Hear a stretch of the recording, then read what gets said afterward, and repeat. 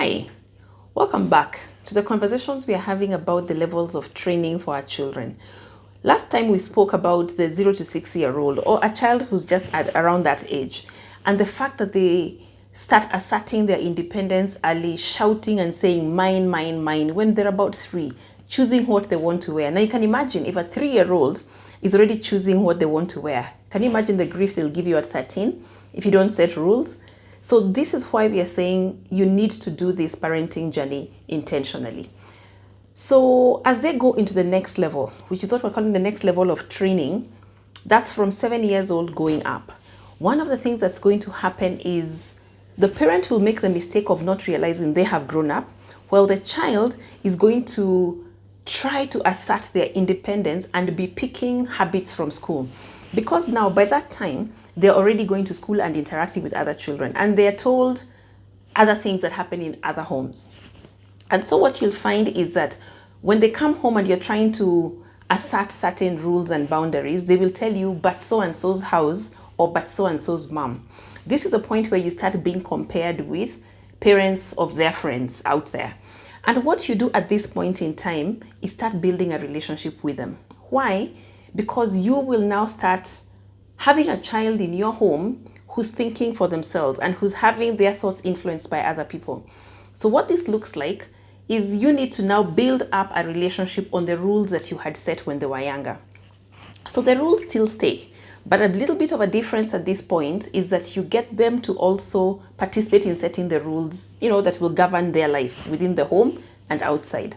Now, what happens is as you're letting them set the rules, you're also getting an opportunity to show them how to work the consequences or how to face the consequences of the actions that they choose to take.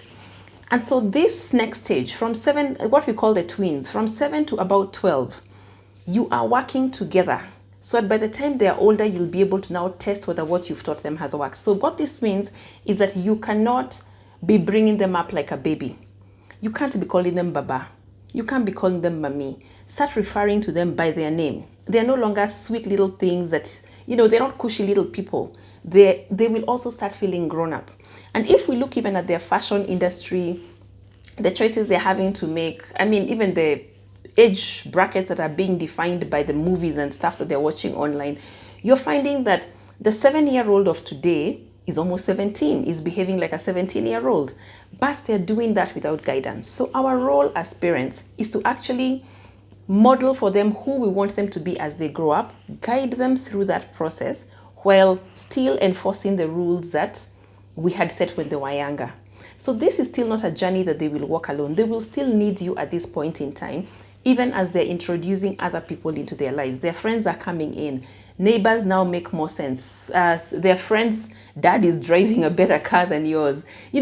You will start being compared with other parents. And this is where to also help them start learning that peer pressure is not a good thing. Negative peer pressure especially is not a very good thing. This is where you start teaching them to have their own identity, to be proud of who they are. You teach them how to build their esteem based on what they already have.